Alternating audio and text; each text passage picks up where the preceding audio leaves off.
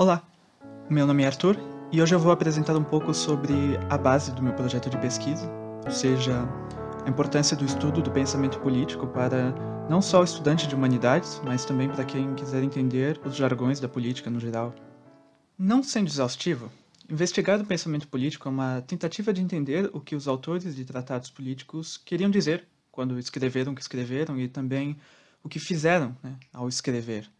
Esse tipo de investigação envolve diversas atividades, por exemplo, juntar traduções distintas do mesmo escrito, edições diferentes, comparar as diferenças de edição para edição e, para ir além do texto, tentar saber a quem foi endereçada a obra, quem a leu, qual era o contexto social da época de quem escreveu, etc.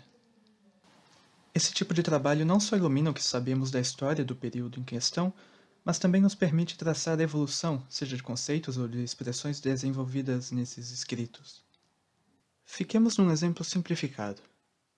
A maneira como os juristas romanos entendiam o conceito de liberdade diverge bastante da maneira como foi elaborada pelo pensador inglês do século XVII, Thomas Hobbes.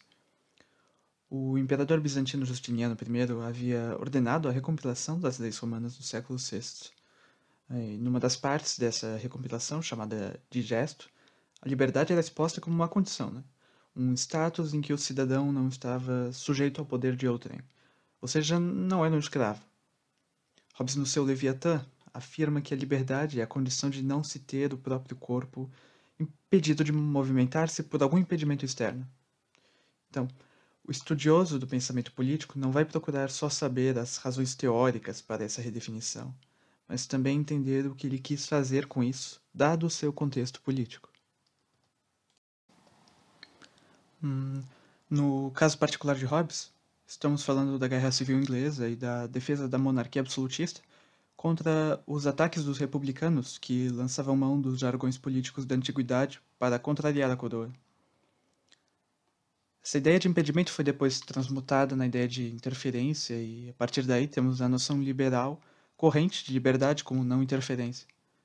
Se você perguntar na rua para alguém o que é liberdade, provavelmente receberá uma resposta que vai por esse entendimento. Liberdade de religião ou de expressão, por exemplo, são liberdades contra a interferência de terceiros nas nossas práticas religiosas ou na expressão pública de nossos pensamentos.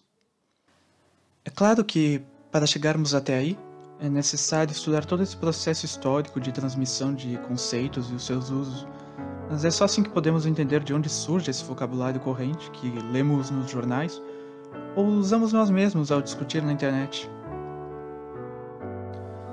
Bem, depois dessa exposição, eu espero que o trabalho de um historiador intelectual ou de um pensador político que estuda a história das ideias esteja mais bem compreendido, de como esse trabalho contribui para entender o nosso vocabulário do dia a dia. Obrigado pela atenção.